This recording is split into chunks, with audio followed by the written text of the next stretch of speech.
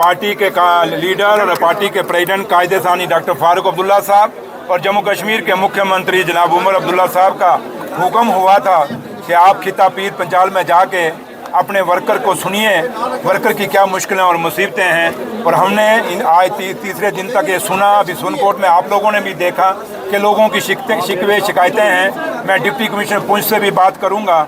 जो issue deputy commissioner के level तक हैं वो डिप्टी कमिश्नर साहब को हम बोलेंगे, वो करेंगे।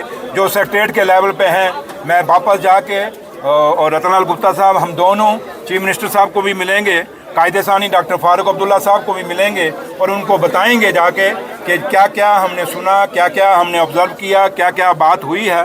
तो लिहाजा एक चीज़ आपको अश्योर करके जाते हैं, आप लोगों के चैनल के माध्यम से आप लोग जो दूर दराज तक आपको लोग दिखते हैं, हम यही खिता पीर पंचाल के नेशनल कॉन्फ्रेंस के वर्करों को, डेलीगेट्स को, अहदेदारान को, चाहे वो ब्लॉक प्रेसिडेंट हैं, डिस्ट्रिक्ट प्रेसिडेंट हैं, या कमेटियां हैं, या हमारी विंग्स हैं, सबको एक ही बात कहेंगे कि आप मत सोचिए कि आप अकेले हैं। नेशनल कॉन्फ्रेंस की सरकार, उमर अब्दुल्ला सरकार और नेशनल कॉन्फ्रेंस पार्टी आपके साथ शाना बिचाना खड़ी है और आपके मसले और मसाइल को हल करेगी। और आज जैसे मैं यहाँ पे सुनकोट के अंदर भी मैंने 6 सड़कों का ऐलान किया है कि 6 सड़कें ये लोग मुझे देंगे, वो बनाएंगे। उसके साथ मैंने ब्रिज के लिए भी कहा, उसके बाद सिटी एंड टाउन जो लुक होती है उसके लिए भी मैंने इनको कहा है, और डाक बंगले के लिए मैंने 2 करोड़ रुपया दिया है यहाँ पे सुनकोट के अंदर।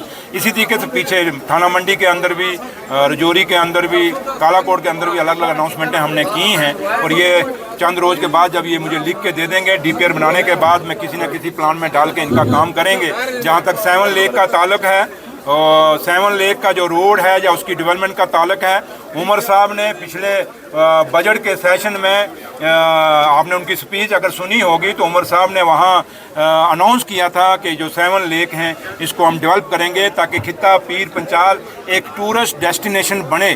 और आज मेरी और रतनलाल गुप्ता साहब हम दोनों की और जावेद राणा साहब की, और सबसे बड़ी बात कि मियां अल्ताफ़ साहब जिन्होंने आज इतनी पीएमजीएसवाई की सड़कें जो हमारी खिता पीर पंचाल में 87 आई हैं सेकंड बैच में, और बहुत बड़ा हिस्सेदारी हमें आज मियां अल्ताफ़ साहब के कारण मिली हैं यहाँ पे, क्योंकि वो मेंबर पार्लियामेंट हैं। पीएमजीएसवाई की सड़कें दिल्ली से आती हैं। मैं अपने ऑफिसरान का भी शुक्रिया अदा करूँगा जिन्होंने डीपीआर बनाई, और मैं आप लोगों का भी शुक्रिया करूंगा कि जहाँ जहाँ आप समझते हैं कि लोगों की ज़रूरतें हैं आप लोग भी हाईलाइट करते हैं। उन चीज़ों पे भी हमने नोटिस लेते हुए जो मीडिया की आपकी क्लिपिंग हासिल है उस पर भी नोटिस लेके मैंने अफसरों को बोला, उस पर भी कई डीपीआर बनी हैं।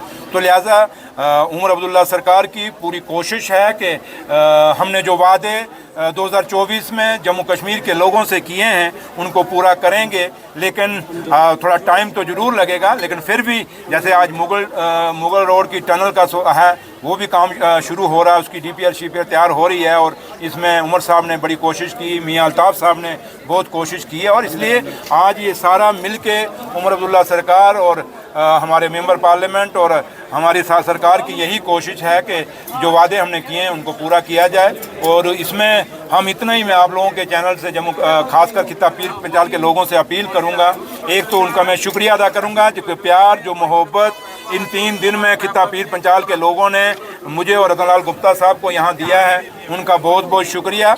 और मैं लोगों से यही अपील करूँगा कि आप अपने भाईचारा जो हमारी विरासत है हमारे बुज़ुर्गों की, इस भाईचारे को बनाए रखें, और हमारी जो मेहमान नवाजी है जो बुज़ुर्गों की विरासत है इसको हमेशा मजबूत रखें। Thank you sir. जब बीजेपी के जो लोग आते हैं यहाँ उनको पूछ लीजिएगा कि 10-12 साल आपने क्या किया। ये 1.5 साल से वो रोड टूटी नहीं है, 1.5 साल में ही वो खड्डे नहीं पड़े हैं। इसलिए बीजेपी और पीडीपी इसलिए जिम्मेवार है। लेकिन आज जब हम काम कर रहे हैं, मियां अल्ताफ़ साहब का कहना बिल्कुल वाजिब है, उन्होंने ठीक कहा कि क्या लफ्ज़ इस्तेमाल करें, क्योंकि सड़कों की हालत ऐसी है और इन्होंने करना था।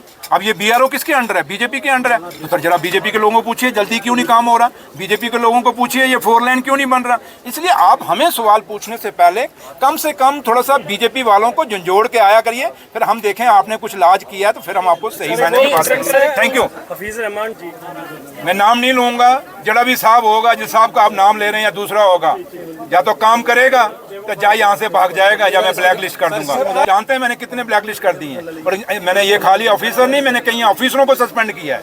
इसलिए मैं खाली ठेकेदारों पे नहीं बल्कि ऑफिसरों पे भी एक्शन लेंगे जो ऑफिसर ठेकेदारों के साथ नेक्सस बनाने की कोशिश करेगा या मिली भगत सर करेगा? पीएमजीएसवाई की जो रोडें हैं, जो नई रोडें आई हैं, उसमें जो है काफ़ी सारी रुकावट है लोगों के। रुकावट यही है, मैंने मुआवजे तो मिल दे देंगे हम। सबसे बड़ी रुकावट है, परसों ही ऑनरेबल सीएम साहब ने पीएमजीएसवाई सड़कों की रिव्यू मीटिंग ली।